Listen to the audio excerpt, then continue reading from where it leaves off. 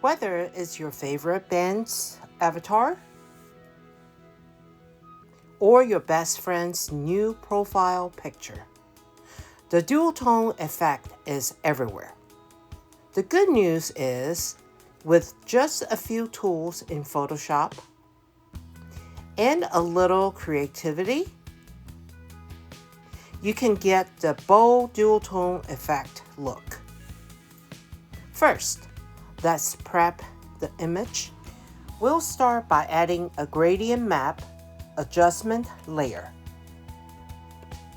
It's different from applying a regular gradient. This adjustment maps color to the light and dark value of your image, while keeping the original photo intact so everything stays flexible and editable. Next, we'll add some color in the Properties panel. Click through the different gradient presets to see how each one changes the mood of the image. For this example, I'm starting with the purple to orange preset as a base. Now, let's customize those colors. Click directly on the gradient to open the gradient editor. You will notice there are two color stops by default, one for the shadows and one for the highlights.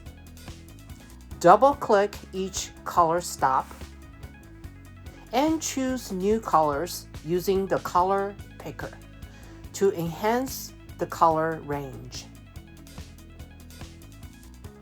You can move the color stops and adjust the midpoint, the small diamond in the center,